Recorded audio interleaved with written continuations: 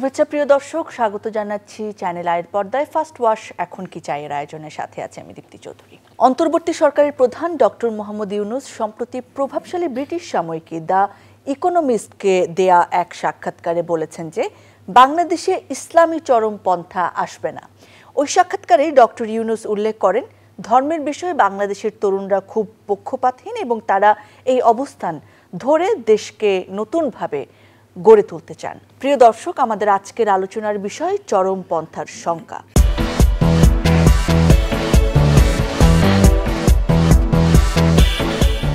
এ বিষয়ে কথা বলার জন্য আজকে আমাদের সঙ্গে দুজন অতিথি উপস্থিত রয়েছেন। সাথে রয়েছেন জনাব রুহিন হোসেন প্রিন্স, সাধারণ সম্পাদক সিপিবি। আমাদের সঙ্গে রয়েছেন সিনিয়র সাংবাদিক এবং কলামিস্ট MA আজিজ। আপনাদের দুজনকে স্বাগত জানাচ্ছি, অনেক ধন্যবাদ সময় দেওয়ার জন্য। রুহিন হোসেন প্রিন্স, আপনাকে দিয়ে শুরু করতে চাই যে বিভিন্ন ক্ষেত্রে উন্নতির কারণে বাংলাদেশকে 2024 সালে ইকোনমিস্টের বর্ষসেরা দেশ নির্বাচিত করা হয়েছে এবং এই উপলক্ষে দেয়া যে সাক্ষাৎকার সেখানে আসলে ডক্টর মোহাম্মদ ইউনূস মাননীয় প্রধান উপদেষ্টা তিনি বলেছেন যে আমাদের দেশে আসলে চরমপন্থা আসবে না। এই বক্তব্য নিয়ে আসলে আপনার মতামত? আমি জিনিসটাকে এইভাবে দেখতে চাই যে উনি ওনার আকাঙ্ক্ষার কথা বলেছেন, এটাই হচ্ছে আমার একেবারে কংক্রিট পজিশন এবং নিশ্চয়ই এই পজিটিভ আকাঙ্ক্ষা সেটা বাংলাদেশ না সারা বিশ্বের ক্ষেত্রে। এক্ষেত্রে আমি একটা ধর্ম বলছি না, কোনো এই ধরনের ধর্মীয় উগ্রবাদ বা চরমপন্থা বা অন্য কোনো ধরনের চরমপন্থা যদি না আসে সেটা গণতন্ত্র, সংশ্লিষ্ট দেশ, মানুষ সবার জন্য মঙ্গলকর, আমি সেই হিসাবে দেখতে চাই। এটাই হচ্ছে আমার কংক্রিট পজিশন। এবার আর একটু হয়তো বাড়তি বলতে পারি, সেটা হচ্ছে ওই যে পত্রিকাটির কথা বলেন দি ইকোনমিস্ট, তারা এই আলোচনাটা কেন আনলেন, এটি বোধহয় একটি গুরুত্বপূর্ণ প্রশ্ন এবং গুরুত্বপূর্ণ প্রশ্ন এই কারণে আমি আসলে পুরোটা পড়ার সুযোগ হয়নি, এটা আমার বলতে দ্বিধা নেই। ভারত ও যুক্তরাষ্ট্রের আশঙ্কাকে ঘিরে আসলে তারা এই প্রশ্নটি করেছিলেন। তারা কোন অ্যানালিসিসের ভিত্তিতে যদি এনে থাকে তাহলে তার এক ধরনের বিষয় আছে যে অ্যানালিসিসগুলো আমাদেরকে দেখতে হবে প্রকৃতপক্ষে। আর সেটা না হয়ে যদি একটা সাধারণ পরিবেশ পরিস্থিতি বিবেচনা করে বা যেটা বললেন ভারত, আমেরিকা, অন্যান্য বিষয়টা নিয়ে বলে, সেটাকেও আমাদের গুরুত্বের সাথে নিতে হবে। তবে আমি দ্বিতীয় পয়েন্টটাকে গুরুত্বের সাথে নিতে চাই, সেটা হচ্ছে এটা মনে রাখা দরকার আজকে দুনিয়ার ঠিক যে সময় আমরা আলোচনা করছি, আমাদের দুনিয়ার দিকে তাকালে দেখব যে এখন কিন্তু দুনিয়া একটা উগ্র জাতীয়তাবাদের একটা ঢেউ অনেক জায়গায় চলছে এবং এই উগ্র জাতীয়তাবাদটা তারা ধর্মীয় মোড়কেই কিন্তু অনেক জায়গায় রাজত্ব করছে। যে দুনিয়ার বিভিন্ন সময়ে এক একটা আদর্শের ব্যাপার থাকে, তা যদি একটা ভালো আদর্শ আসে তখন জনগণ সেটাকে জয় করে এগিয়ে যেতে চায়, সে যদি মানব কল্যাণে হয়। ধরুন সোশ্যালিজম একটা সময় খুব সামনে এসেছিল, এখনও আছে কিছু সোশ্যালিস্ট কান্ট্রি, কিন্তু বিশেষ করে সোভিয়েতের সংকটের পর এই জায়গাটা তো ব্যাহত হয়েছে। সাম্রাজ্যবাদ তারা বিভিন্ন সময়ে এবং আধিপত্যবাদী শক্তি তারা কিন্তু ক্ষমতা কুক্ষিগত করে রাখার জন্যে নানা সময়ে এ ধরনের চরমপন্থাকে লালন পালন করে, তাদেরকে প্রশ্রয় দেয়, এমনকি কিছু সময়ের জন্য তারা আকাঙ্ক্ষা করে যে তারা ক্ষমতায় থাকুক। আমি কিছু সময় বললাম এই জন্যে হয়তো ইন লং টার্ম চায় না, কিন্তু ওই চাওয়াটাই অনেক ক্ষেত্রে স্থায়ী হয়ে যায়। সুতরাং এগুলো অনেক ক্ষেত্রে ভূরাজনৈতিক কারণ এবং এই দেশগুলোর পরিবেশ পরিস্থিতি, তারা এদেরকে নারিশ করছে কিনা, তারা তাদেরকে ওই ক্ষমতার যে ক্ষমতায় নেওয়ার জন্য ভূমিকা পালন করছে কিনা তার উপরও নির্ভর করে। আমি এই কারণে বললাম যে ওনাদের অ্যানালিসিসটা পুরোপুরি দেখলে এটা বিবেচনা করতে হবে। আমার শেষ ছোট্ট মন্তব্য হচ্ছে, আমি প্রথমে যেটা বললাম ওনার আকাঙ্ক্ষা, আমার শেষ মন্তব্য হচ্ছে কোনো কিছুকে উড়াই দেওয়ার সুযোগ বর্তমান পৃথিবীতে নাই। একটু MA আজিজের কাছে এটা নিয়ে আমরা জানতে চাই যে ব্যাপারটা কি সত্যি অনেক সাদামাটা নাকি আর একটু ভাবার প্রয়োজন আছে? খালি ভারত ও মার্কিন যুক্তরাষ্ট্র সতর্ক করলো বা আশঙ্কা করলো আর ইকোনমিস্টের একজন সাংবাদিক প্যাট্রিক ফেলোস প্রশ্ন করে ফেললো, এইটুকুতেই, নাকি এটার ভেতরে আসলে আরো অনেক ভাবনার জায়গা আছে? কি মনে করেন? ইকোনমিস্টের সেই রিপোর্টার তিনি না, তিনি একটি সেকশনের সম্পাদক, তিনি বাংলাদেশে ভিজিটও করেছেন। আচ্ছা, ভিজিট করার পরে যেটা এসছে, উনি কতগুলো রেফারেন্স, মূলত আমাদের দেশ তো বিশ্বের সেরা হওয়ার কথা নয়, কিন্তু তারা একটি বিষয় শুধু বিবেচনায় এনেছে, সেটা হচ্ছে তারা আমাদের এই 5 অগস্ট ওই সাংবাদিক এটাকে বিপ্লব হিসেবে দেখেছে। একটা বিপ্লবের পরে তারা মনে করেছে বাংলাদেশের যাত্রা গণতন্ত্রের দিকে হতে পারে। তারা এর আগে তো বিপ্লব সিরিয়াতে হয়েছে, সিরিয়াতে দেখেন ইসলামপন্থীরা এই বিপ্লবটা ঘটেছে, আসাদ পালিয়ে গেছে, সেখানে কিন্তু গোত্রে গোত্রে দ্বন্দ্ব, এখন ওই দেশটি 3-4 টুকরো হওয়ার সম্ভাবনা। আমাদের দেশে কিন্তু আমার ব্যক্তিগত অ্যানালাইসিস হচ্ছে, আপনি দেখেন 5 তারিখের পরে কমপ্লিট 4 দিন দেশে কোনো সরকার ছিল না, এরপরেও 2 মাস প্রায় পুলিশ ছিল না, আইনশৃঙ্খলা বাহিনী ছিল না, কিন্তু এই দেশে বড় ধরনের কোনো দ্বন্দ্ব, সংঘাত, কিলিং, গোত্রে গোত্রে দ্বন্দ্ব, সহিংসতা এটা কিন্তু হয় নাই। নিউ ইয়র্কে আধা ঘন্টা কারেন্ট গেলে অর্ধেক বাড়ি 30% বাড়িতে লুট হয়ে গেছে, কিন্তু বাংলাদেশে হয় নাই। 1 2 হচ্ছে আপনি দেখেন যখন ভারত থেকে শেখ হাসিনা বলল যে তোমরা ট্রাম্পের ছবি নিয়ে মুভমেন্ট করো নূর হোসেন দিবসে, সেদিন কিন্তু সবগুলি দল, আপনার খেয়াল করে দেখেন সবগুলো দল প্রতিহত করার জন্য ওখানে নামছে, ছাত্র জনতা। সেটা ক্রেডিট তো ইসলামী চরমপন্থার দলগুলো নিতে পারে এবং তারা না আছে তো, তারা জামাত ইসলামও আছে তো, আছে, সব মিলেই আমি বলছি সবার কথা। দ্বিতীয় আপনি দেখেন এই কয়েকদিন আগে আপনার দেখেন এই যে ইউনূস সাহেব ডাকলো মিটিংয়ে, সেখানে সব দলই অংশগ্রহণ করেছে। অর্থাৎ এখানেই যে জিনিসটা লক্ষণীয় যে ফ্যাসিস্টবাদের বিরুদ্ধে, স্বৈরাচারের বিরুদ্ধে আমাদের দেশের ছাত্র জনতা এবং রাজনৈতিক দলগুলি ঐক্যবদ্ধ। তার মানেই তারা অনুমান করে নিয়েছে যে আমাদের দেশ গণতন্ত্রের দিকে যেতে পারে, এই দেশটা হয়তো টুকরা টুকরা হবে না বা গৃহযুদ্ধ হবে না বা এই সংশয়ের দিকে যায় নাই। কিন্তু আরও ব্যাপারটা হলো আপনি দেখেন যে এই যে ইসকন চট্টগ্রামে ঘটনা ঘটালো, সেখানে তার কোর্টে হাজির করার সময় একজনকে জবাই করে হত্যা করে কুপায়া, এটা যদি ভারতে ঘটতো ওখানে ঠিকই দাঙ্গা লাগতো, বাংলাদেশে একটা লোক পারে নাই। বিপ্লবের পরে আপনি বলতে পারেন একটি আওয়ামী লীগের মন্ত্রী এমপি মারা গেছে, যায় নাই। রাশিয়ায় লেনিন বিপ্লব করছে, যার বিরুদ্ধে করে তার ফ্যামিলি সহ নিধন করে দিছে, এবং সেই দেশের স্বস্তি ফিরতে কমপক্ষে 6 মাস সময় লেগেছে। চীনের বিপ্লব ঘটেছে, মাও সেতুং বিপ্লব করেছে, কমপক্ষে 1 দশক লেগেছে দেশকে নিয়ন্ত্রণে আনতে। বাংলাদেশ তো নিয়ন্ত্রণে আছে, কিন্তু আমাদের যেটুকু ঘাটতি, ধরেন বাজার ব্যবস্থা বলেন, আইন শৃঙ্খলা বাহিনী বলেন, প্রশাসন বলেন, যে অস্থিরতা দেখছেন সেটা সম্পূর্ণ অন্তর্বর্তীকালীন সরকারের দুর্বলতার কারণে। তারা বুঝতে পারে নাই। এখানে তো ভালো প্রফেশনাল হলেই, ভালো শিক্ষক হলেই ভালো রাষ্ট্রনায়ক হবে এমন কথা নেই, ভালো এনজিও চালাতে পারলে ভালো দেশ চালাতে পারবে এমন কথা নেই। এরা তো যার সরকারে আছে যারা, এরা তো কেউ জানালা দিয়েও পলিটিক্স কোনো দিন দেখে নাই, একজনও না, নট এ সিঙ্গেল ওয়ান। কোনো রাজনীতিবিদ ছাড়া কিন্তু দেশ পরিচালনা করতে পারে না। এই যে প্রিন্স ভাই বসে আছেন, উনি কিন্তু পাবলিকের, জনগণের পালস বোঝে, একজন শিক্ষক বোঝে না, একজন এনজিও কর্মী বোঝে না, আমরা প্রফেশনালরা বুঝি না, উনি যতটা বলে। সময় বদলে যায় কিন্তু সৌন্দর্যের সংজ্ঞা বদলায় না, রূপ বদলে যায় কিন্তু আভিজাত্যের মানে একই থেকে যায়। ঐতিহ্য যখন আপন করে নেয় আধুনিকতাকে, তখন সৌন্দর্য ঠিকই খুঁজে নেয় স্যান্ডেলিনাকে। স্মরণের ছোঁয়ায় তোমার উপমায় বদলে দিলে যে আমার। স্যান্ডেলিনা সো, রূপচর্চায় আভিজাত্য।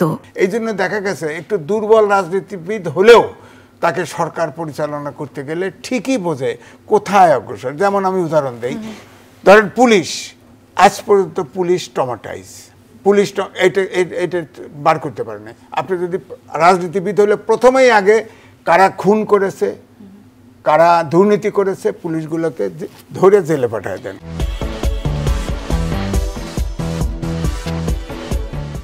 রহিন হোসেন প্রিন্স, আপনার কাছে আসতে চাই। এই যে বাংলাদেশের বর্তমান রাজনৈতিক পরিস্থিতি, আমরা যদি দেখি যে বিএনপির বিভিন্ন নেতা এবং তার অঙ্গ সংগঠন, ছাত্রদলের নেতা কর্মীদের বিরুদ্ধে চাঁদাবাজি, দখলদারি, এই ধরনের বড় বড় অভিযোগ আছে, যেখানে আগে ছাত্রলীগ ছিল, এখন হয়তো ছাত্রদল আসে, কিন্তু বড় বা ছোট আকারে কোনো ইসলামী চরমপন্থার দলকে বা ডানপন্থী দলের বিরুদ্ধে আসলে এরকম অভিযোগ পাওয়া যায় না। এবং এই যে যেমনটি বলছিলেন এম এ আজিজ, যে বাংলাদেশে তো আসলে বেশ ভালোই আমরা দেখতে পাচ্ছি এই সময় রাজনৈতিক দলগুলো পালস ধরে রেখেছে, নির্বাচন নিয়েও খুব একটা তাড়া দিচ্ছে না, সংস্কারে সহযোগিতা করছে। এই সুযোগে কি আপনার মনে হয় যে ইসলামী চরমপন্থী দলগুলো বা ডানপন্থী দলগুলো জনগণের কাছেও জনপ্রিয় হয়ে উঠতে পারেন এবং ক্ষমতায় আসতে পারেন ডক্টর মোহাম্মদ ইউনূসের আশঙ্কাকে আসলে উড়িয়ে দিয়ে? যে আমি ওই কথা যাওয়ার আগে খালি একটা মন্তব্য করি, এখানে এইবারের যেটা ঘটলো এটা মনে রাখতে হবে, আমাদের এক একজনের বিবেচনা আছে। আমরা একটা অভ্যুত্থান মনে করি, বিপ্লব ভিন্ন জিনিস, অভ্যুত্থান ভিন্ন জিনিস। বিপ্লব হলে তার গতিমুখ যেটা হয়, অভ্যুত্থানে সেটা না, এটি একটি। এবং প্রসঙ্গক্রমে আমি এবার রাজনীতিতে রিলেটেড একটা কথা বলি। এইবারের এই গণ অভ্যুত্থানের পরে এখনও তো রাজনৈতিক দলগুলো মিলিয়ে আমাদের রাজনৈতিক কোন কোন পয়েন্টে ঐক্যমত্য কী কী এখনও হয়নি, হলে দেখা যাবে। কিন্তু আমি মনে করিয়ে দিতে চাই 1990-এর যে গণ অভ্যুত্থান করলাম মুক্তিযুদ্ধের বিজয়ের পরে, আর একটা তো অভ্যুত্থান 90-এ করতে হয়েছিল, তো এখানে অনেক আলোচনার মধ্যে একটা আলোচনা কিন্তু ছিল, এই সব দল যেখানে Awami League, BNP, communist party সবাই স্বাক্ষর করেছিল, সেখানে ছিল যে আমরা এই ধরনের গণতান্ত্রিক ধারায়, মানে ভোটের গণতান্ত্রিক ধারায় ক্ষমতা হস্তান্তরের বিষয়টিকে প্রাধান্য দেব। আমি কিন্তু এটা মনে করিয়ে দিলাম, আলোচনায় আর গেলাম না। এবার আসি, আমি এই তথ্যের সাথে খুব বিনয়ের সাথে একটু বলি যে যদি একটু প্রকৃতপক্ষে খবর নেন তাহলে আপনাকে দেখবেন যে শুধুমাত্র যে দল যেটার কথা বললেন তা না, পত্রপত্রিকা এখন আসছে যে যারা ডমিনেট করতে পারে এই রকমের ইসলামী নামধারী লোকের সম্পর্কে অভিযোগ আছে। এটা আপনি পত্রিকার খবর। এক, 2 নম্বর এবং মূল কথা যেটা আমি বলতে চাই সেটা হচ্ছে, এটা মনে রাখতে হবে যে আমাদের অর্থনীতিটা কোন ধরনের। ধরুন অর্থনীতি যদি দুর্বৃত্তায়ন থাকে, লুটপাটের ধারাটা যদি প্রধান হয়, তাহলে অনিবার্যভাবে ওই অর্থনীতির লালন পালনকারী বা ওই অর্থনীতি যারা কি বলে আফোল্ড করে, তারা কিন্তু কোনো না কোনোভাবে, কম হোক বেশি হোক, সে কিন্তু নানাভাবে দুর্নীতিগ্রস্ত হবে। এবং দুর্নীতির একটা সহজ কথা আমরা বহুদিন ধরে বলি, দেখবেন একটা আইনি দুর্নীতি আছে আর একটা নর্মাল দুর্নীতি বলি। আইনি দুর্নীতি বলি এই জন্য, ধরুন এই যে বালিশ কাণ্ডর গল্প অনেক শুনেছেন না, আমি উদাহরণ দিই। ধরেন যদি টেন্ডার ডেকে বালিশের দাম 7 লাখ টাকা, আপনি কিন্তু তাকে বাদ দিতে পারবেন না, কারণ সে তো আইনই করেছে। আমি আইনি এটা মিন করছি। তাইলে আপনি যদি মুক্তবাজারের সমর্থক, দুর্বৃত্তায়িত অর্থনীতির দাবিদার কোনো ইসলামী সংগঠন হয়, তাহলে আলটিমেটলি কিন্তু তার পরিণতি ওই ধরনের জায়গায় যেতে হবে, এটা মনে রাখতে হবে। এটা আমার দ্বিতীয়। তৃতীয় একটা কথা বলি, আমি কোনো দলকে না, আমি জেনারেল বলছি। দেখুন বাংলাদেশে অনেক ইসলাম, মানে যেহেতু আমাদের দেশের অধিকাংশ মানুষ ইসলাম ধর্মাবলম্বী, সেই জন্য আমাদের দেশের কথা বলতে হয়। ভারতে হিন্দু ধর্ম বা অন্যান্য দেশে অন্য ধর্মকে ধরে হয়। এই রাজনৈতিক দলগুলোকে আমরা দেখেছি। আপনি এক কথায়, এটা আমার ব্যক্তিগত একটা কথা বলি, সব দলকে কিন্তু আপনি চরমপন্থা বলতে পারেন না। এটি একটু আমাদের মনে রাখা দরকার, কারণ সেটা না রাখলে আমরা একটা গণভাবে বোধহয় কারেক্ট লাইন আমরা যাব না আর কি। এটা একটা মনে রাখতে হবে। কিন্তু বাস্তবতা হচ্ছে বাংলাদেশে পলিটিক্যাল ইসলাম তারা করতে গেলে আমরা মুক্তিযুদ্ধের সময় তাদের ভূমিকা দেখেছি, এটা পরিষ্কার। এমনকি আপনি দেখবেন এই সম্প্রতি না, আরও আগে থেকে 80-90 দশকে যারা ওপেন ভূমিকা নিয়েছে তাদের অনেকে এখনও নিষিদ্ধ, তারা দেখবেন কতগুলো চরমপন্থার কথা বলে। তারা আর্মিকে একটা জিনিস ইনভাইট করে, বাংলাদেশকে অমুক ধরনের রাষ্ট্র করবে, এইটা থাকে। সুতরাং এই জায়গাগুলো আছে। কিন্তু আমি মনে করি যে এই জায়গাটিতে যদি বলেন বাংলাদেশের জনগণের ম্যান্ডেট নিয়ে ক্ষমতায় আসার মতো কোনো পরিবেশ এখনও তাদের হয়েছে, এটা আমরা দেখি না। কারণ এই দলগুলোর মধ্যে আপনি দেখবেন যে নানা ধরনের সংকট, ভোট যদি আনুপাতিক হারে হয় তাহলে কি একটা সম্ভাবনা? আনুপাতিক হারের ভোটের কিন্তু বামপন্থীরা 90 দশক থেকে দাবি করে আসছে। ওটা একটা অন্য আলোচনা মানে আমরা তার পক্ষে। কিন্তু আমি মনে করি যে ওইটা আবার 30 সেকেন্ড একটু যুক্ত করেই বলে দিই যে ওইটা হচ্ছে এই কারণে জাতীয় সংসদে যাতে অন্য সবার প্রতিনিধিত্ব, সব অংশের প্রতিনিধিত্ব থাকতে পারে, এটি একটা। আর ওইটা হলে আপনি দেখবেন টাকার খেলা সহ অনেক কিছু বন্ধ করা যাবে। আর স্থানীয় সরকার, যেটা আমাদের সংবিধানে আছে, কাজ করছে না, তারাই প্রধান কাজ করতে পারবে। এই সব কারণে আমরা চাই। কিন্তু আপনি কয় % ভোট? আপনি সহজ করে দেখেন। আপনি যদি নিজের পায়ে দাঁড়ায় যে দলগুলোর কথা বলছেন, আপনি অতীত দিনে ভোট দেখেন। অতীত দিনে ভোট দেখলে দেখবেন সে পরগাছা হয়ে দাঁড়ালে অনেক সময় তার আসন সংখ্যা বেশি ছিল, কিন্তু কত % ভোট ছিল। এবারও আপনি দেখবেন প্রথম দিকে হয়তোবা নানা কি বলবো যে জনতুষ্টিবাদী কথাবার্তা বলার মধ্য দিয়ে তারা হয়তোবা কিছু মানুষের কাছে মনে করছে যে আগে ওকে ক্ষমতায় দেখছি, হয়তো মনে করছে ওদের তো ক্ষমতায় দেখিনি। কিন্তু আপনি মনে রাখেন 71-এ কিন্তু তারা ক্ষমতায় ছিল, মন্ত্রিসভায় ছিল। বিএনপি সময়ের আমলে ছিল না? আদমজি বন্ধ কার নেতৃত্ব হয়েছে? 7টা কষ্ট যখন করা হয়েছিল তখন মন্ত্রী কারা ছিল? তা মানুষ হয়তো ভুলে গেছে। তো এই তথ্যগুলো যখন আসবে তখন বুঝবে তাদের ভোটের পার্সেন্টেজ মেলা ভোট পাওয়ার কথা না। ওইটা হলেও তো কিছু আসনের সংখ্যা হবে। আপনি হয়তো ইন্ডিভিজুয়াল, আপনি এই যে এখনকে যে নির্বাচনী সিস্টেম আছে তাতে ইন্ডিভিজুয়াল ভোট করলে হয়তো যত আসন হয়তোবা আমি বলছি পাবে না, কারণ আমি ককশিয়ার হয়ে বলতে পারবো না, পাবে না। ওইটা হলে হয়তোবা তার পার্সেন্টেজের কারণে 1-2টা কম বেশি হতে পারে, কিন্তু তাতে ক্ষমতার কাছাকাছি যাওয়ার কোনো সুযোগ আছে বলে আমরা মনে করি না। আমি খালি মনে করিয়ে দিচ্ছি, এইটা একটু আলোচনার দাবি রাখে বলে বলি। মনে রাখবেন আমাদের ক্ষমতার নানা ধরনের কিরানক আছে, দেশের মধ্যে আছে, বিদেশে আছে। তারা যদি কোনো সময় মনে করে যে কোনো একটা ঘটনার মধ্য দিয়ে চরমপন্থা বা কোনো পন্থাকে সে বিশেষভাবে নারিশ করে ক্ষমতার কাছাকাছি নেবে, তখন এটা অন্য আলোচনা হবে।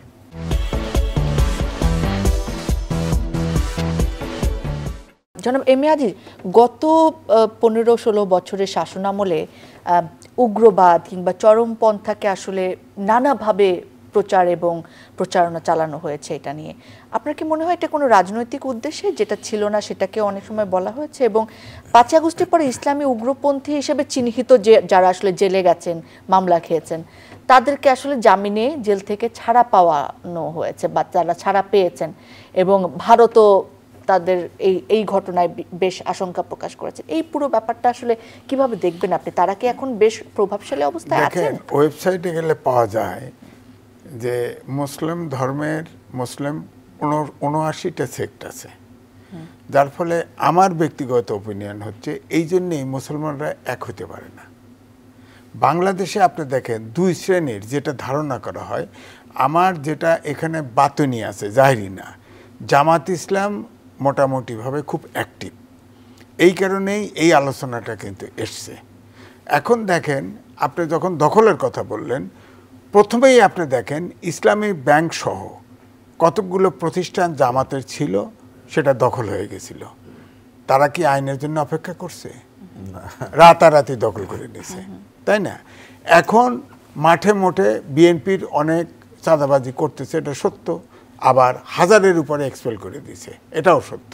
হ্যাঁ, তো এখন হচ্ছে বিএনপিরও এরকম অনেকের কিন্তু আবার প্রপার্টি দখল করা হয়ে গেছে 16 বছরে, সেটাও অনেকে উদ্ধার করছে, এরকম প্রমাণও আছে।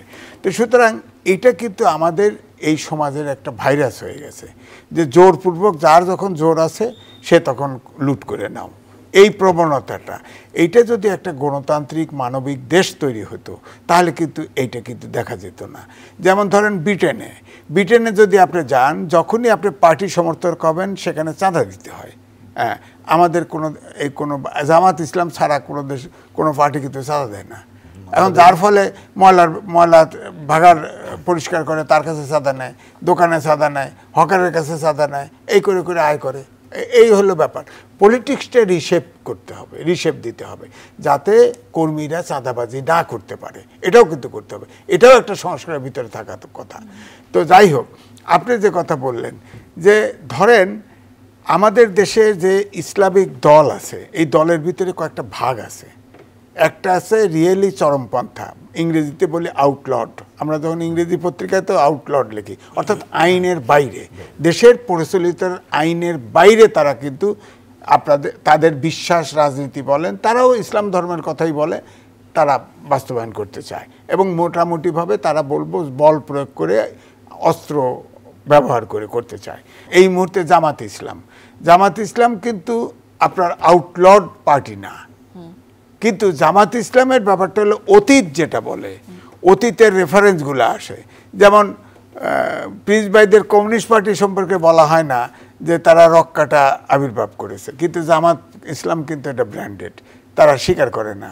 মুক্তিযুদ্ধে তারা বিরোধিতা করছে, কোনো দিন স্বীকার করে নাই, দুঃখ প্রকাশও করে নাই, কিন্তু এবারের জামাতের আমির কিন্তু দুঃখ প্রকাশ করেছে। আপনি দেখেন এক বক্তৃতায় জামাতের আমির বলেছে যে নারীদের তাদের পছন্দ মতো ড্রেস পরতে পারবে। হ্যাঁ, আমার অনুষ্ঠানেই বলেছে। তাহলে প্রশ্ন হচ্ছে, অর্থাৎ ভোট দরকার, আপনার ভোটও দরকার, সবার ভোট, এখানেই হলো মুশকিলটা। তাহলে আপনি বলেন, আমি ব্যাংককে চিকিৎসা নিতে গেছি, সুকুম্বিত 1, ওই 2 রাস্তার ভিতরে ওপেন প্রস্টিটিউট। আমি বুড়া মানুষ, আমার বউ বুড়া মানুষ, আমার হাত ধরে টানতেছে, আমার ওয়াইফ ছুটায় নিছে। আপনি কি ওইটা চান? আপনি আমার সংস্কৃতির বাইরে যেতে পারবেন না, আমার কালচারের বাইরে যেতে পারবেন না।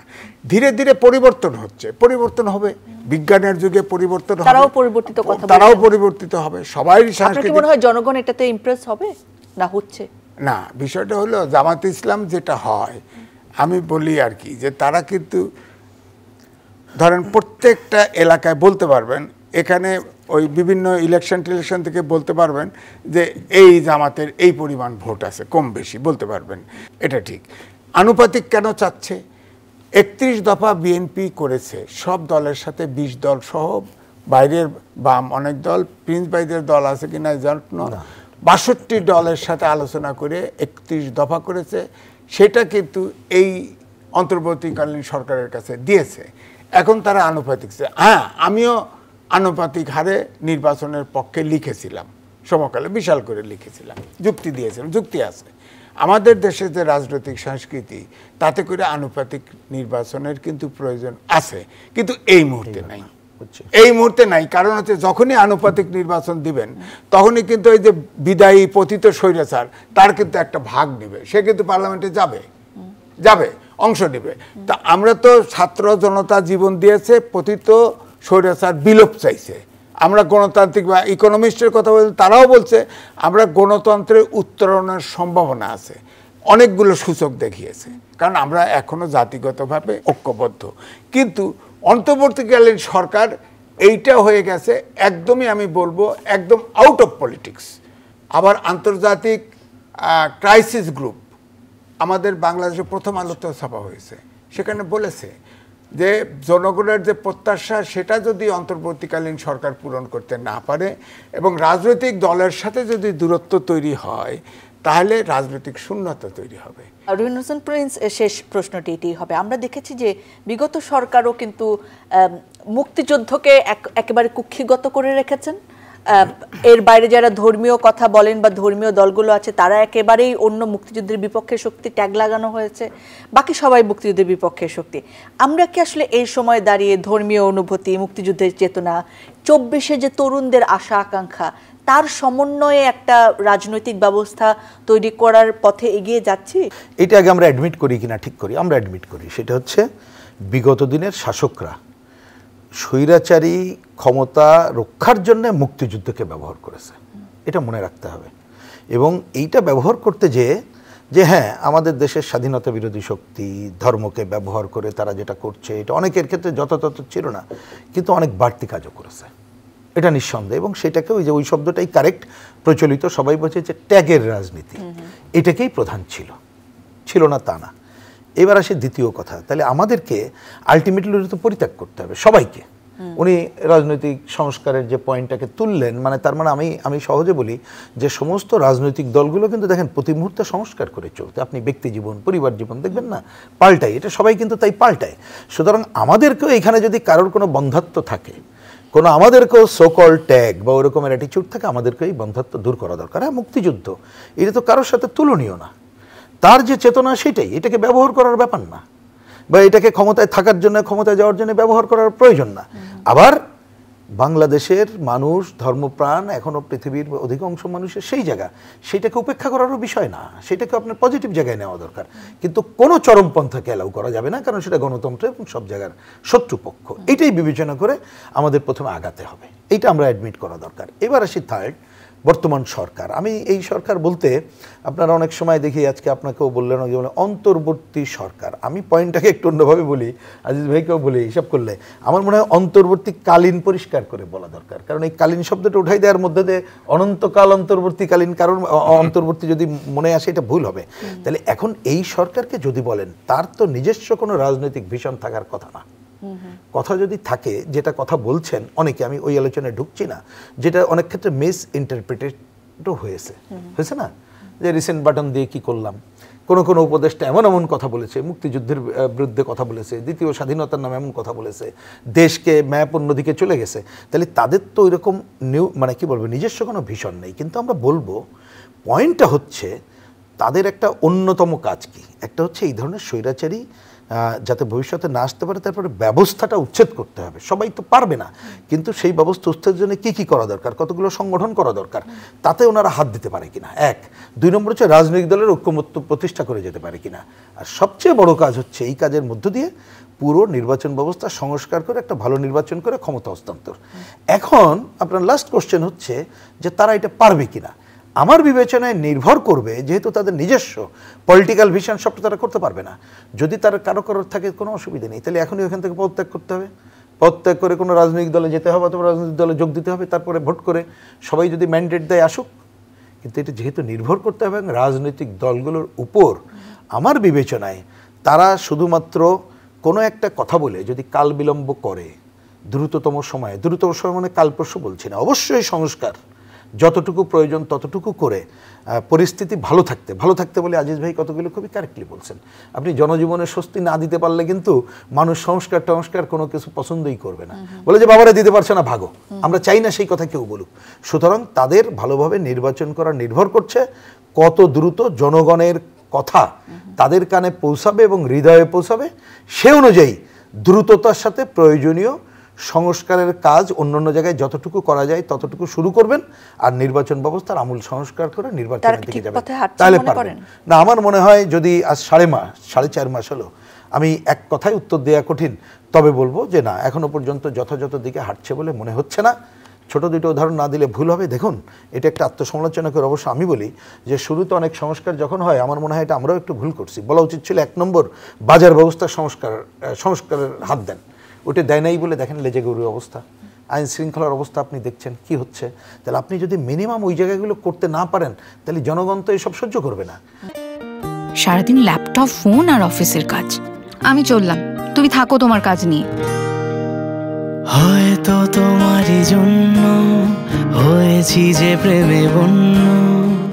আমাদের মধ্যে এখনো প্রেম আছে, জানি তুমি অনন্য, তাই শুধু তোমাকেই চাই। জীবনের প্রতিটি মুহূর্ত হয়ে উঠুক স্পেশাল। ত্বকের যত্নে রোজ অয়েল এক্সট্রাক্ট এবং ময়শ্চারাইজার সমৃদ্ধ তিব্বত পমেন্ট। আপনি তো আগে ওই জায়গায় হাত দেন, হাত দিয়ে ওই কাজটা করেন, আর আপনি জনগণের কাছে পরিষ্কার করেন যে কি করবেন। মানে কি করবেন বলতে নির্বাচনী রোডম্যাপ কংক্রিট ফর্মে করেন, রাজনৈতিক দলগুলোকে আস্থায় নেন। এই কাজগুলো কিন্তু করছে না। হ্যাঁ, ভালো কাজ একেবারে হচ্ছে না আমি তা বলছি না, কিন্তু আপনি এই কাজগুলো না হলে পারবেন না। পরেও হতে পারে সেই ভালো কাজগুলো এখন করা হচ্ছে না, কিন্তু আমি বলছি যে পরে করবেন কিভাবে। আপনি যদি জনগণ যদি এগুলোকে সহ্য না করে, আপনি তো সময়ই পাবেন না করতে।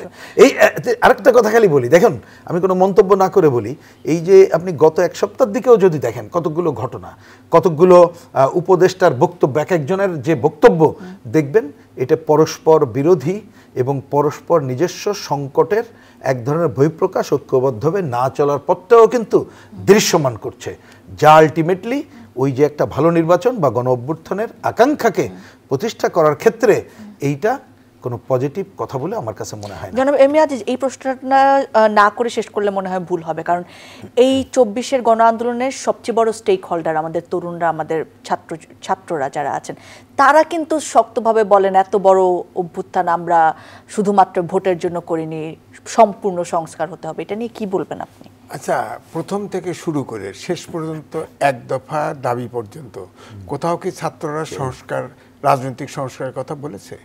তারা একবার প্রথম বলেছে যে তারা কোটার সংস্কার চেয়েছে, চাকরির জন্য কোটার সংস্কার। এরপরে আন্দোলনটা আস্তে আস্তে রাজনীতিবিদরা ঢুকছে, তাকে টের পাইতে দিতেও দেয়ও নাই, শেষ পর্যন্ত রাজনৈতিক দলগুলো ইনভলভ হয়ে গেছে। আন্দোলন এক দফায় ফেসিবাদের বিলোপ হয়েছে। এককভাবে ছাত্রদের কৃতিত্ব নাই, ছাত্ররা অগ্রভাগে দেখা গেছে, দৃশ্যমান দেখা গেছে। তো সব কথা শেষ কথা, এই যে ভাগ করতেছে, আমি এই জন্য লম্বা আলোচনা করতে হয় যে সবচাইতে ট্রেন্ড একটা যুবক শ্রেণী ছিল জাসদের, হটকারিতার জন্য জাসদ শেষ।